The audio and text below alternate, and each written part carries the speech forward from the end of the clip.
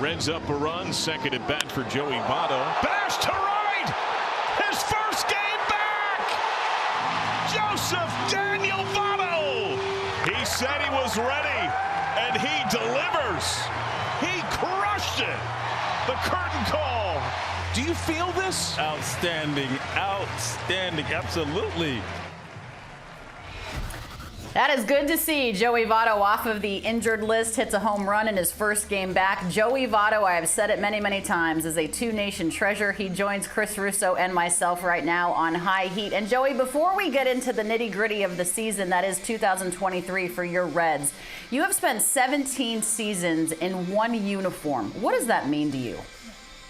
It's been so special. I've enjoyed my time as a Cincinnati Red. There's been lean times, of course, but it's been a joy. The fans are great. The stadium is great. These are the little things that, as a ball player, grows to love. And now we have a super fun team. And so, being at the tail end of my career, I get excited about the potential of grinding it out in September, hopefully winning a division. Got a chance to do that, Joey, and I know you had the quotes when you first came back. Boy, you felt like you were an outsider, and it was very important to get off to a good start because you hadn't been here for a while with so many young players, and all of a sudden, right out of the gate, you're hitting home runs left and right. That had to make you feel pretty good, making that kind of contribution. Go ahead. Yep. It's part of the game. Got to perform. Joey, what do you think it is about that? I mean, do you think that you're embracing the younger group, the younger crowd there? I mean, obviously you're a veteran player, but it doesn't seem like you're that much older than these young kids. You know, I played ball down in Louisville, our AAA level, with them during my rehab. And so my time down there, I was able to build bonds, build relationships, and really get to know them. And that, I feel like, has bridged, us. I feel like I've got strong connections with them. We've got inside jokes. We've got celebrations. It has been just such a joy. And, the time down in Louisville, I think, was the key, in my opinion. Well, Joey, listen, the team, will they need to make a move to show the clubhouse and the guys in that locker room how important it is and how much they believe in you? Will the front office need to make a big trade and fortify the team in the next 6 days to show confidence with the guys? What's your take on that? I'm not sure. I don't work in the front office. Funny. You're funny today. You're sharp as a tack.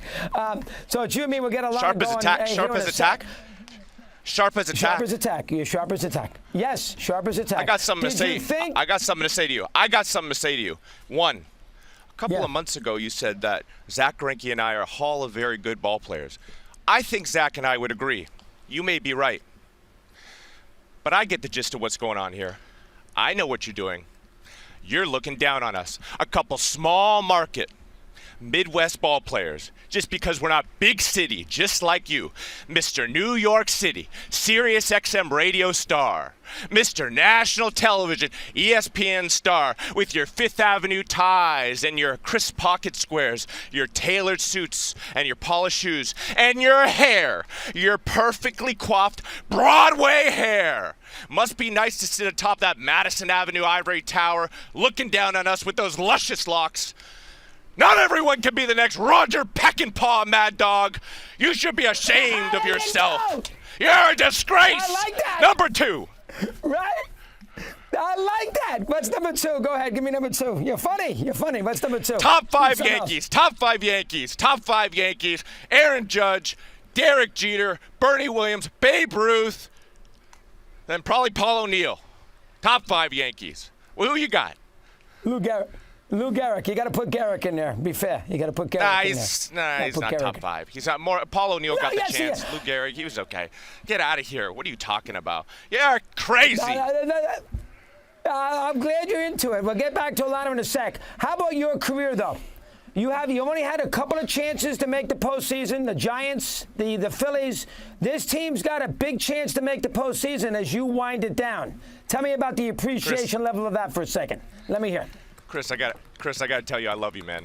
It took me the last 2 weeks prepping for this interview just to get to know you. I didn't realize how much I love you. You are the best. You are the best. You know, finally being in this uniform and competing this deep into my career, it is there's so much meaning to it. You know, I've played quite a while. The fans have been supportive. My experience as a Cincinnati Red has just been the best. And now going into August, going into September, competing against a great Milwaukee Brewers team has been a joy. We're not going to play them the rest of the year, so we got to kind of duke it out ourselves, not assuming that we're in the division contention. So it could be a good finish for the fans. All right, I got to ask you this because you and I had spoken a couple of weeks prior to this interview. You're a different Joey Votto in 2023 than you were back in the day. My first stint at MLB Network, I was doing a feature on Brandon Phillips, your teammate, and we were in your parking garage there at Great American Ballpark. We were waiting for Brandon Phillips to come in. You pulled in with one of your cars, and you made sure that our camera was off, that you were not wanting to be on camera for a variety of reasons. We made sure that you were not. You're a different guy 10 years later. What's changed? Oh, same guy. I didn't want the car attention because it's my personal life. But as far as being different, I think I felt more comfortable with the current environment in Major League Baseball, being able to kind of show off, not show off, but be more dramatic on the field, show a little bit more of my personal side, and have a bit more fun. Because ultimately, we're here to entertain. We're here to serve. We're here to entertain, and the fans want to connect with the players. And so, you know, coming up, my peers, my mentors told me not to. Now, I don't do that. The wild card scenario, Joey, and this balanced schedule. Do you like the way baseball, the rules? Let me get a little sense on those three things. Playing everybody in every league. You don't play the Brewers the last 2 months.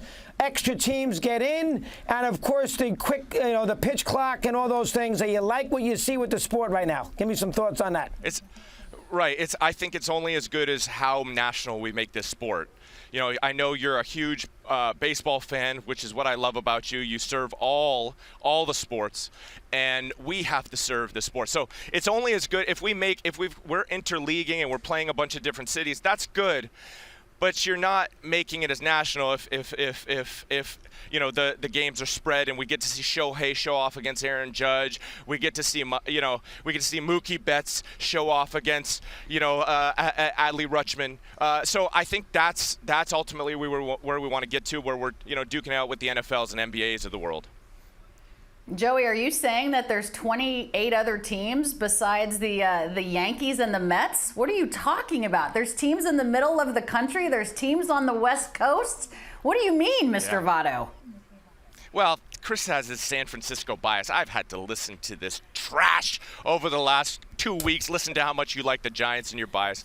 But yes, of course, there's 28 other teams, and respect to the Giants. This is between Chris and I. Of course, I love the franchise and respect them. But no, it's. I think that's where when you get to see Giannis in Milwaukee, a small market, of course, but he's an international superstar. I've got Greek friends that, he arrives in Greece and he's a mega star. Jokic in Denver. I mean, this is the place we want to get to, and I think seeing a guy, for example, like Shohei Ohtani, who is a unicorn, of course, but seeing him make this game truly international is, I think, ultimately where we want to get to, because it is such a great game, and we're daily, spring, summer, every single day. So. Never take the Hall of Fame stuff personally, Joey. My job is to try to appeal to the fans, and not everybody's going to love that. So you, Greinke, don't take it personally. But I do want to ask you a question about the Hall of Fame. You are going to make it. You got too much black type. You have batting championships and MVP. You are going to be a Hall of Fame player, and we just had the Hall of Fame this past weekend. Do you think about that as your career winds down? Is it important to you? It's interesting. The one thing I get jealous about is I love the Hall of Fame debate. I love all the sport debates, but because I'm in uniform playing alongside of potential Hall of Famers or MVP and Cy Young winners, my mentors, my peers from the past, it's really difficult for me to speak on the subject because I'm inside of the circle. I'm inside of the, I'm behind the scenes. So I get wary of having a debate. I heard your feedback on Scott Rowland, former teammate of mine, but I think the best part about the Hall of Fame, the best part about any of this, is absolutely the debate. And it is something that I think needs to be fed. As far as the Hall of Fame, your commentary about that, I wasn't going about that. I was going off of you looking down on us because we're small market Midwest types. Mr. Big City. But that's a good one.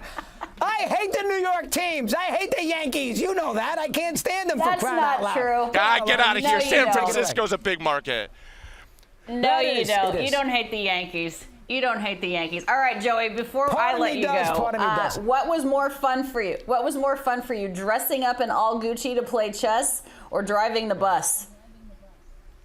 I didn't drive the bus. I don't have a bus driver's license. You know, the chess thing was actually at the club I go to. I go every single Monday in Toronto. I'm from Toronto, Canada, and it was a weekly, trek. I would hop on our train, then take our metro. I grew up in the city, so I'm very used to public transportation. Took the metro, arrived. It's freezing outside. Arrived at the chess place. Nobody knew who I was. We would compete once a week. And one week I was like, you know what? This is a part of my personality, part of my identity.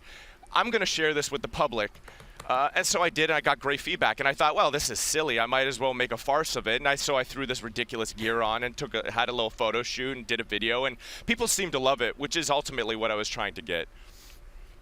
Now, you got a lot of personality. You have a career after baseball. Let's get serious one last time from me. Got a young team. You got about 55, 60 games to go. You are going to be in a dogfight, division and wild card. You've been in this path before. What is the key for the Reds, those last 50 games, to make the postseason? Let me get your thoughts on that. What's the key? Right. First of all, health, of course. Health. We were bit by the injury bug a bit this year. We're missing two of our top stars, Lodolo and Green. And then continuing to get better. What goes unsaid is every single day our young players get better. Ellie De La Cruz is one of the top prospects in the game. Now he's here.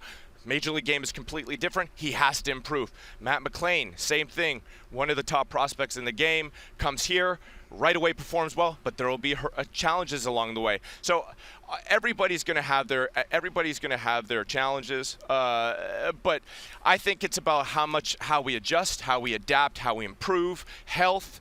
And then, we'll see how the Brewers play and how the rest of the division plays, because you can never, ever count out the division with 2 months to play. So we got to run through the finish line.